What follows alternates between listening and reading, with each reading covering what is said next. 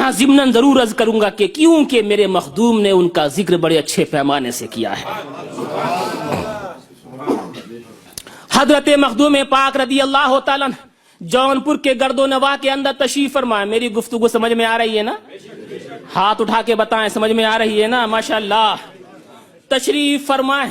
علماء کرام 10 آئے اور 10 بڑے بڑے اونچے آئے اور 10 کو 10 سوالات دیے گئے اور کہا کہ سنو تم علم تفسیر کے بارے میں 10 سوال کرو گے، دوسرے سے کہا تم علم فقہ کے بارے میں 10 سوال کرو گے، تیسرے سے کہا تم علم بدیع کے بارے میں، تم علم معانی کے بارے میں، تم علم افلاک کے بارے میں اور تم علم اصول فقہ کے بارے میں۔ اس طرح سے 10 اصول الگ الگ اور 10 فنون الگ الگ، اس طرح کے 100 سوالات اکٹھے کر کے بارگاہ مخدوم اشرف کے اندر اب وہ 10 بڑے بڑے چوٹی کے علماء آتے ہیں۔ اب امتحان لیا چاہتا ہے حضرت مخدوم پاک کا کہ کتنے پانی میں ہیں۔ دیکھے تو صحیح، لوگ کہتے ہیں بہت کچھ ہیں، لوگ کہتے ہیں بہت کچھ ہیں، ہم بھی تو ذرا آزمائیں کہ کتنا پانی ہے معاذ اللہ ان کے اندر۔ یہ اپنانے کے لیے، یہ دیکھنے کے لیے، آزمانے کے لیے وہ 10 لوگ آئے۔ اب ایک تو طریقہ یہ تھا کہ مخدوم پاک سارے سوالوں کے جواب خود دے دیتے، ایسا نہیں کیا، کہا ایسا کرتے تو ہماری ذات ظاہر کہاں ہوگی، ہم تو کچھ اور طریقہ اپنائیں گے۔ سب کے سب آ کر کے بیٹھ گئے، مگر ہمت کسی کے نہ ہوئی کہ پوچھ لے۔ میرے مخدوم پاک جو دل کے اوپر نظر رکھتے ہیں وہ پہچان گئے کہ آنے کا مقصد اصلی کیا ہے۔ مسکرائے، مسکرا کر کے باہر کی طرف دیکھا، ایک تیلی تیل بیچتا ہوا نظر آیا، اسے قریب بلایا، بلا کر کے پیار سے بٹھایا اور کہا بابو اتنا تو بتا کچھ پڑھا لکھا ہے؟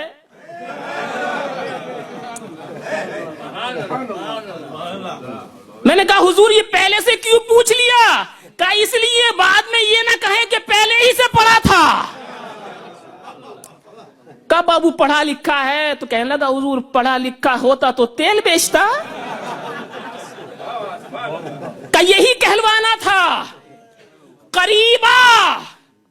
قریب بلایا اور اپنے دہن مقدس میں جو پان کی پیک چبا رہے تھے وہ پان کی تھوڑی سی پیک نکال کر کے اس تیلی کے منہ میں دی اور اس کے بعد ارشاد فرمایا اے میرا امتحان لینے والوں، اب اپنے سوالوں کو سید اشرف سے نہیں اس سے پوچھو۔ یہ تمہارے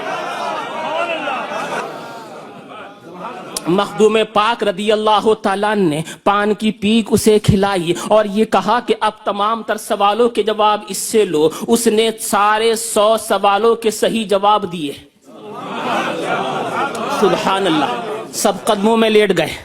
واقعہ تو اتنا ہی ہے نا، ختم ہو گیا کتابوں کے اندر، مگر ایوب اشرفی کا ذہن تھوڑا آگے جاتا ہے، آگے جا کر کے عالم خیال میں پوچھتا ہے اے حضرت مخدوم پاک، ہمارے باپ داداؤں کی جانیں آپ پر قربان، ان کی عزتیں آپ کے قدم مبارک پہ نثار۔ میں عرض یہ کرنا چاہتا ہوں حضور، آج جانا انداز میں آپ کو دکھانا یہ تھا کہ دیکھو ہمارے پیک کے اندر اتنا اثر ہے تو ہماری ذات میں کتنا اثر ہوگا۔ اب ایسا تھا یہ کام تو ہو گیا نا، تیلی تیلی رہتا، کہتے اس سے کہ ہم نے اپنا کام کر لیا، ہم نے اپنا کام کر لیا، اب تو جاہل ہے جاہل ہی رہ، جو دیا تھا پھر لے لیتے۔ حضور دے کے لیا کیوں نہیں؟ اب یہ اگلا جملہ آپ کی سب کی نظر کرتا ہوں۔ سارے علماء کرام تشریف فرمائے ہمارے، اگر سمجھیں تو واقعی میں یہ نظر کرتا ہوں آپ کی۔